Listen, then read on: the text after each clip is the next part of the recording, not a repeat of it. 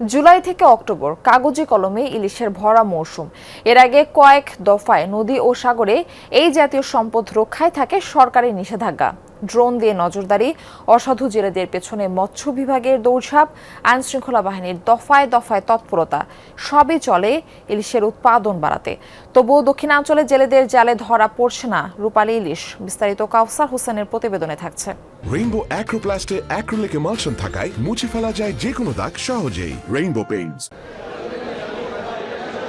Arial Khan নদের তীরের এই মাছ বাজার বসে সকাল ৮টা থেকে ৯টা পর্যন্ত। ঘণ্টাখানেকের এই বাজারে মাছ বিক্রি হয় নিলামে। ক্রেতা খুচরা ব্যবসায়ীরা, জেলেরা নদী থেকে মাছ ধরে সরাসরি বিক্রি করেন এই বাজারে। ইলিশের পরিমাণ কমতেই আছে, আর আজকে তো নাই, মাত্র 2 পিস ইলিশ উঠছে।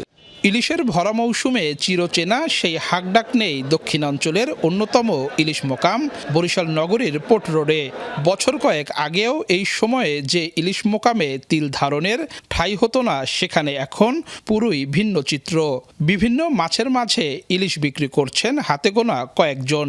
আকার ও ওজন ভেদে দাম ৩২,০০০ থেকে ১.৫ লাখ টাকা মন। এক পিস ইলিশ মাছ চাই ২৬০০ টাকা। এ তো আমাদের পক্ষে সম্ভব না। দামটা কম হইলেও কাস্টমার নিত, দেখা যায় 5 কেজি 10 কেজি নিয়ে চলে যেত। এখন দাম বেশি, একটা নেয়, 2টা নেয়। মৌসুমের আগেই ইলিশের পিছনে লাখ লাখ টাকা দাদন দেন আড়তদাররা।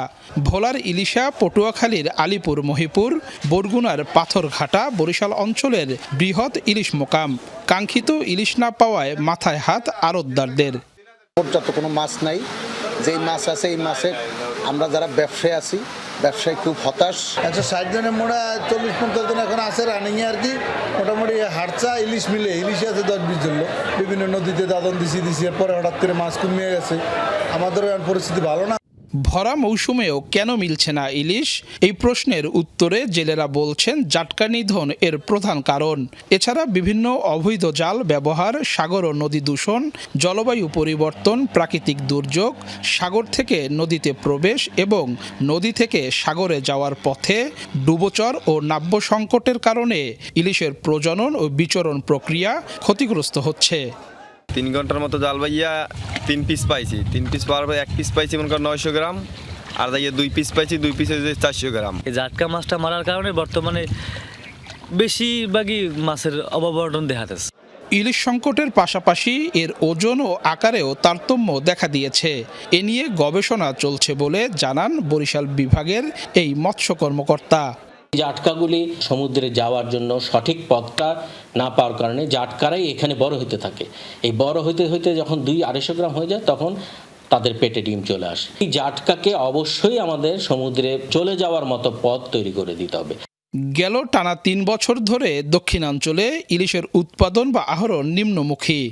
দেশে উৎপাদিত ইলিশের 66% ধরা পড়ে দক্ষিণাঞ্চলের জেলেদের জালে। কিন্তু নানা কারণে এই অঞ্চলের নদ নদীতে ইলিশের পরিমাণ কমছে, যার সরাসরি নেতিবাচক প্রভাব পড়বে জাতীয় অর্থনীতিতে, এমনটাই মনে করেন অর্থনীতিবিদরা। কাউসার হোসেন, যমুনা নিউজ, বরিশাল।